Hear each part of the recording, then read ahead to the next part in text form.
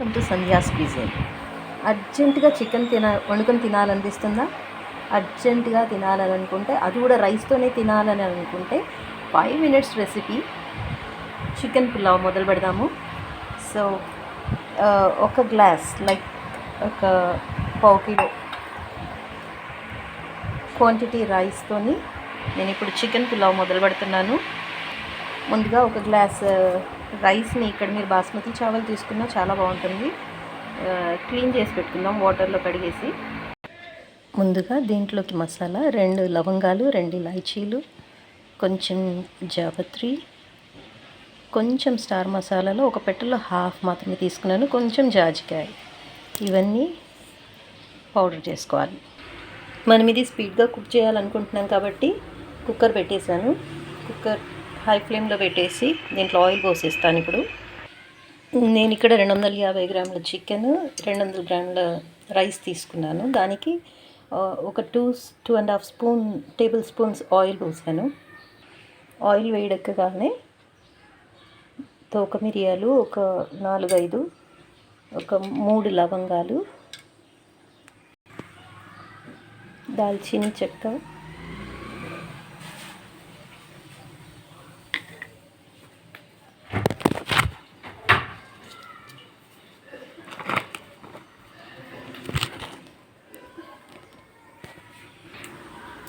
తోక మిరియాలు, లవంగాలు, చెక్క, షాహీ జీరా, కొంచెం ఈ ఫ్లవర్, ఎక్కువ మిరపకాయలు, నేను ఒక 10 మిరపకాయలు తీసుకున్నాను, ఒక బిర్యానీ పత్తా, కొంచెం పుదీనా,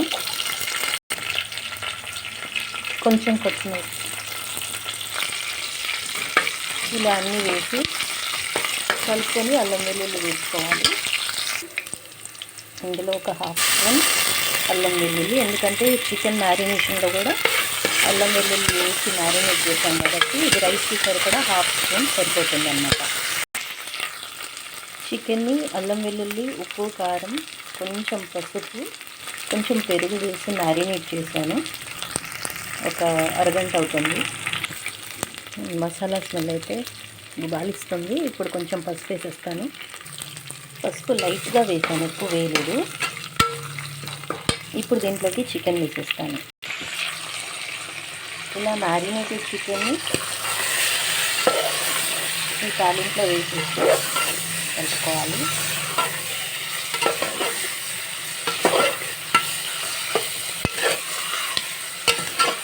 ఆయిల్లో కొద్దిసేపు ఫ్రై చేయాలి చికెన్ని. డెఫినెట్గా దీని టేస్ట్ హట్గా ఉంటుంది. కొంచెం ట్రై చేసి చూడండి, తప్పకుండా నచ్చుద్ది మీకు.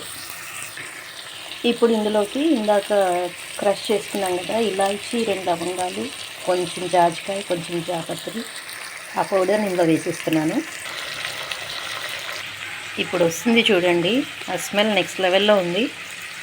ఇప్పుడు ఇమ్మీడియట్గా నేను వాటర్ పోసేస్తాను. దీంట్లో గ్లాస్ రైస్కి గ్లాసున్నర నీళ్ళు పోసుకోవాలి. వాటర్ ఎసరు రాగానే రైస్ వేసేసాను. ఇప్పుడు ఇందులో 3/4 స్పూన్ సాల్ట్ వేసుకోవాలి. అంతే, ఇక లిడ్ పెట్టేసి విజిల్ పెట్టేయటమే.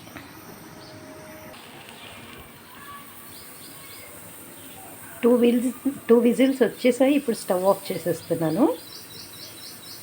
అంతే, స్టవ్ ఆఫ్ చేసేసి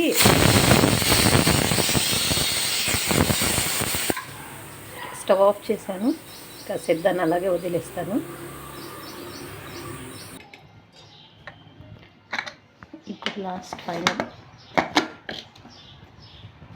ఇది ఇలా తయారైంది. ఇప్పుడు దీంట్లో లాస్ట్ ఫినిషింగ్ టచ్ కొంచెం పుదీనా లీవ్స్, కొంచెం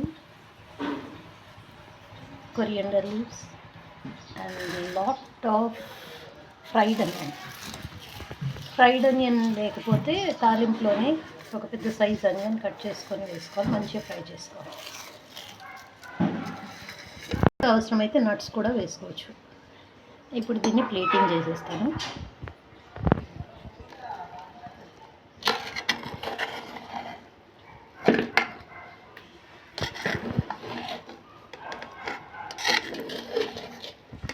స్మెల్ అయితే భలే వస్తుంది.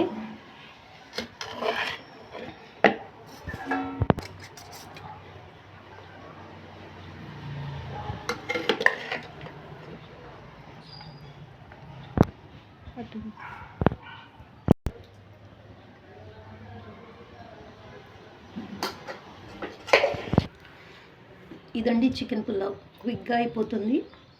ఎమర్జెన్సీగా మీరు తినాలనుకుంటే రైస్తో పాటు చికెన్ ఈ విధంగా చేసుకోండి, చాలా టేస్టీగా ఉంటుంది, వెరైటీగా ఉంటుంది. Thank you.